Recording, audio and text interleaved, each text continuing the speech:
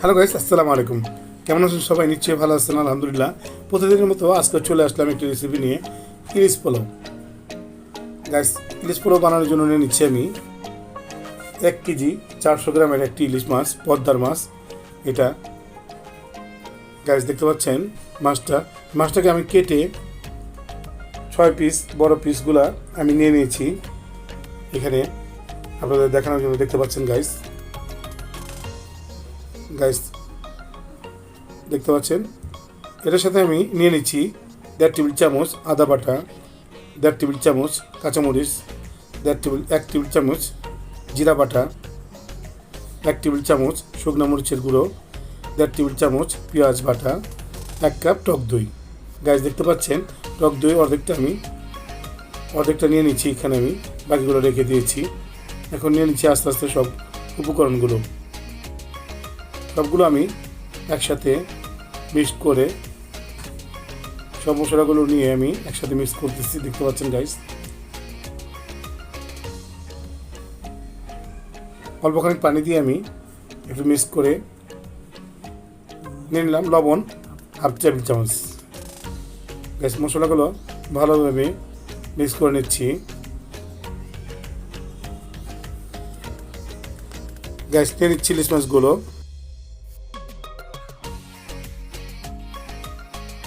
মাছগুলোকে আমি ভালোভাবে ম্যারিনেট করে রাখার জন্য গাইস দেখতে পাচ্ছেন এভাবে আমি সবগুলো, যাতে সবগুলো মাছই ভালোভাবে মশলা পেয়ে যায়, সেই জন্য আমি এভাবে মাছগুলো গুছিয়ে কমপ্লিট করে রেখে দিলাম আধা ঘন্টার জন্য। গাইস দেখতে পাচ্ছেন সবগুলো মাছ কমপ্লিট আমি আধা ঘন্টার জন্য রেখে দিলাম। গাইস আধা ঘন্টা পরে আমি একটু চুলায় 4টি পেঁয়াজ দিয়ে ব্রেস্তা করার জন্য নিয়ে নিয়েছি। গাইস ব্রেস্তা করে নিব। গাইস ব্রেস্তা আমার হয়ে গেছে। এখন ব্রেস্তাগুলো উঠিয়ে আমি রেখে দিলাম এক সাইডে।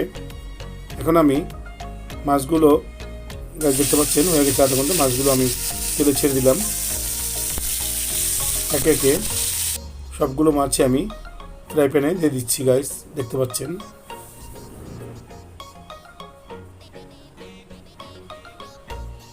মশলাগুলো আমি সব ঢেলে দিলাম। এখন মিনিট করার যে মশলাগুলো ছিল আমার সবগুলো আমি ঢেলে দিলাম। এখন ফ্রাই প্যানে ঢেকে দিলাম আমি 15 মিনিটের জন্য।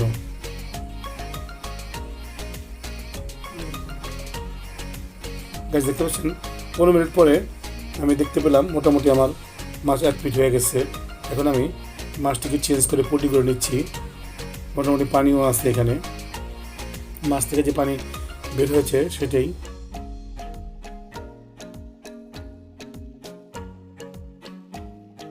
আমি একটু মাছগুলো পোল্টি করে দেওয়ার পরে কিছু বেরেস্তা দিয়ে দিলাম, কিছু লাল মরিচ এবং সবুজ মরিচ, কাঁচা মরিচ দিয়ে দিলাম।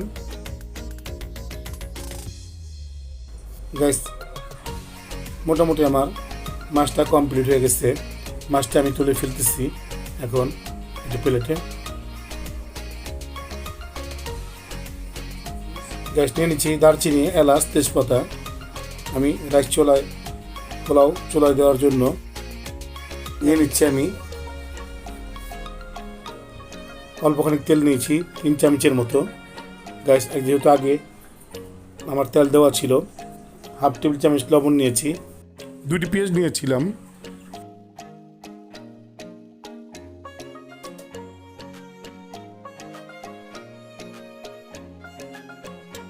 গাইস 3 কাপ চাল আগে ভিজিয়ে রেখেছিলাম আমি। গাইস সেই চালগুলো আমি ঢেলে দিলাম। এখন চালগুলো ভাজা ভাজা করার জন্য চেষ্টা করছি, দেখতে পাচ্ছেন গাইস মোটামুটি ভাজা হয়ে গেছে। এখন আমি যে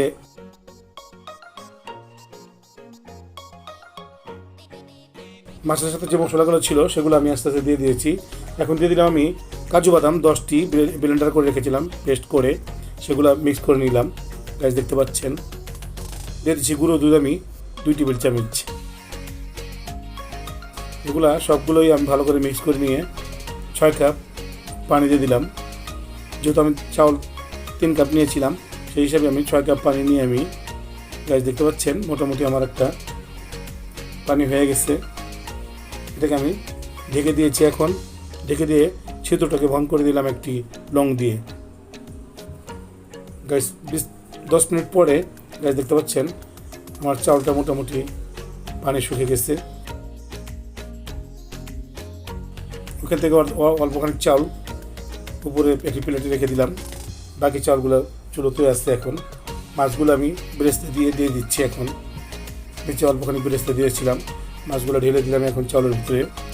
এখন আমি বেরেস্তা দেওয়ার পরে আবার বেরেস্তা দিয়ে দিলাম উপরে। দেওয়ার পরে চাউলগুলো উপরে দিয়ে দিলাম দমে দেওয়ার জন্য 10 মিনিটের জন্য। 2 টেবিল চামচ ঘি দিয়ে দিলাম উপরে। গাইস দেখতে পাচ্ছেন হয়ে গেল আমার আজকের ইলিশ বিরিয়ানি। গাইস পুরাতন ঢাকার ঐতিহ্য খাবার, অবশ্যই আপনারা ঘরে ভালোভাবে বানিয়ে খাবেন, ইনশাআল্লাহ অনেক ভালো লাগবে। আমরা খাওয়ার পরে বুঝতে পেরেছি এটা অনেক স্বাদ হয়েছিল।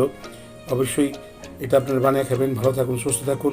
যদি আমার ভিডিওটি ভালো লেগে থাকে অবশ্যই লাইক দিবেন এবং আমার চ্যানেলটিকে সাবস্ক্রাইব করে নেবেন। আল্লাহ হাফেজ। আসসালামু আলাইকুম ওয়া রাহমাতুল্লাহি ওয়া বারাকাতুহু।